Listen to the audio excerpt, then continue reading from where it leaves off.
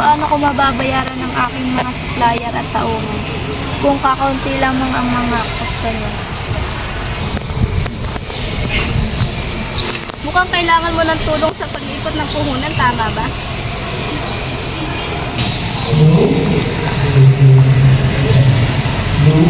Wala kang idea, hindi na ako kaya sa nakatapak sa lupa.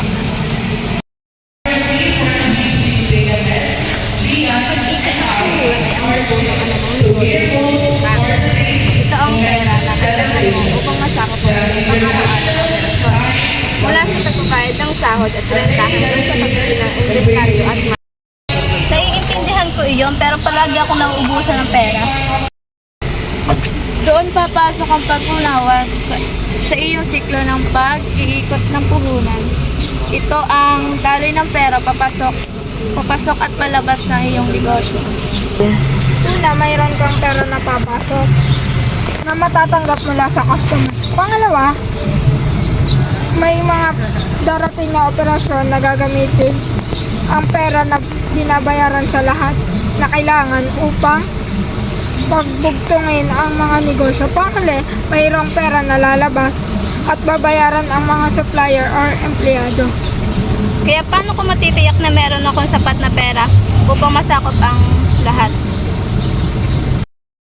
May ilang mga estratehiya. Una, maaari mong i-optimize ang iyong pasok sa pamamagitan ng pag-aakit ng higit pang mga customer, pag-aalok ng mga promosyon at epektibong pamamahala ng iyong presyo.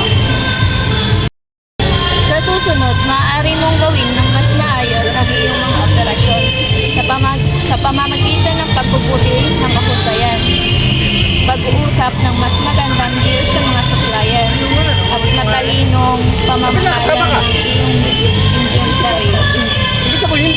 Panghuli, maaari mong pamahalaan ang iyong labas sa pamamagitan ng pag-uusap sa mga terminos, pagbayad sa mga supplier, pag-optimize ng iyong payroll at pag-control ng iyong mga gastos sa marketing. Napakatulong nito. Nakikita ko kung paano makakagawa ng malaking pagkakaiba ng pangunawa sa pag-iikot ng puhunan. Tiyak sa pamamagitan ng pag-control sa iyong siklo ng pag-ikot ng puhunan, matitiyak na maunlad ang iyong negosyo sa paglilibang nito.